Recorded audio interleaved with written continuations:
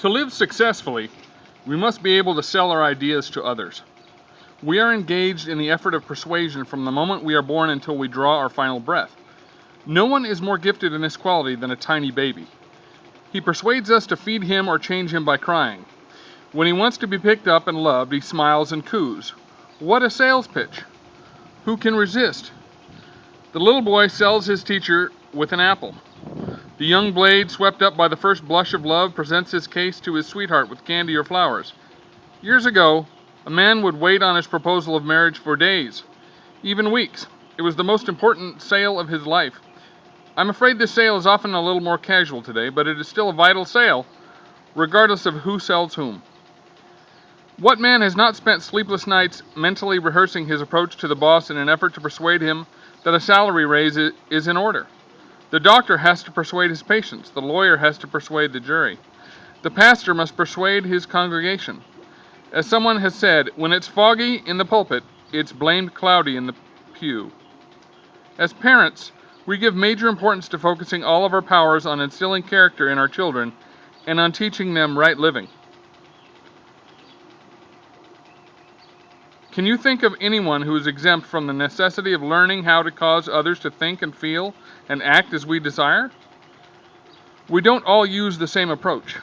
Our desired results are not the same, but everyone in essence wants to master the art, through good speaking methods, of causing the other person to do what we want them to do.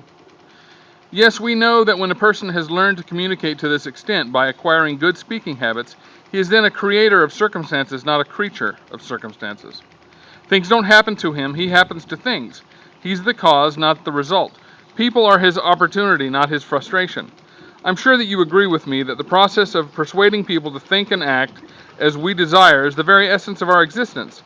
It is the balance wheel that gives stability not only to our entire economic system but to life itself. And yet, in spite of the fact that the extent to which we cause others to think, believe, and act as we desire affects our lives more than any other single quality that we possess, only a few of us give this matter any great amount of steady consideration. I suppose that one of the disenchanting experiences of this life is that we often enter into a business, industry, or profession conceiving it in all of its beauty and majesty. It's an exciting journey in pursuit of our dreams with a pot of gold at the end of the rainbow, but then too soon we are shocked to realize that somewhere between the little town of reality in which we live and the great city of our dreams and aspirations out in the blue yonder, there's a little hamlet called compromise. Unfortunately, that is where many of us spend the rest of our lives. We don't find these towns on any map, they are not listed in any census report, but they are as much a part of your life and mine as the town in which we live, pay taxes, and vote.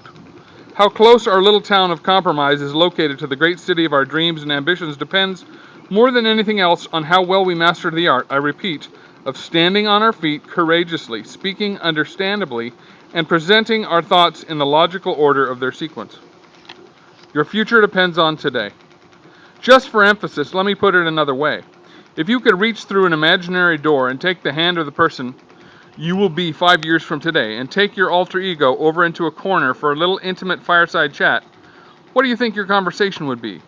Would you even want the privilege?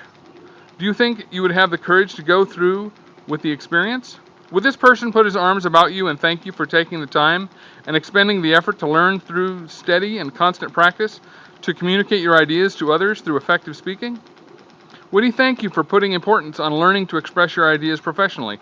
Or would you have to drop your eyes, dig your toe, twist your button, and try to explain to him why you let him down? Would you be required to apologize to him by confessing that you were so busy in the confused affairs of the moment that you just didn't have time to devote to becoming effective in the art of speaking? Well, I've got news for you. Strange as it may seem, you are going to meet this person many times in the future. You can't avoid him, you can't evade him, you can't escape him. Your eyes will meet his in the mirror each morning. You will break bread 3 times a day with him. You even must sleep with the rascal at night.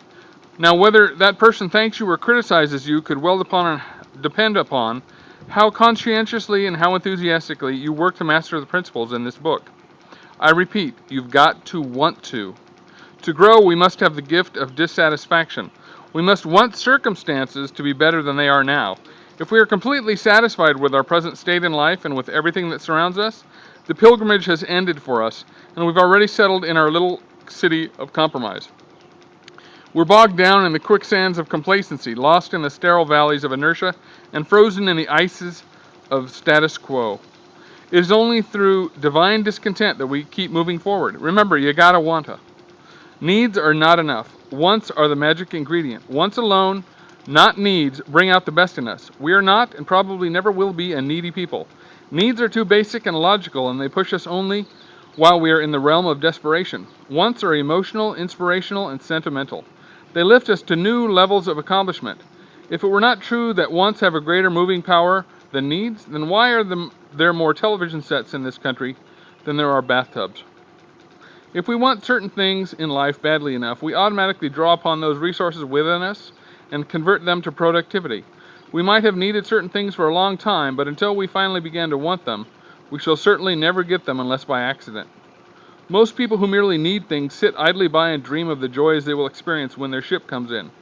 This is the only sure way of missing the boat. But the man who really and truly wants something knows the ship of opportunity has already docked for him and is only waiting for him to unload his priceless cargo. Opportunity is waiting. Once I felt that the most tragic man was the ambitious man who lacked opportunity. Now I am firmly convinced that this is really not true. The real catastrophe is the great opportunities of this wonderful world without men and women of ambition and visions who want to embrace them. We only have to look around us to see people groveling in economic poverty while opportunity eagerly stretches out her arms to us. As we open our eyes each morning, she forgets and forgives any neglect of the past. Each night we burn the records of the day. At sunrise, every soul is born again.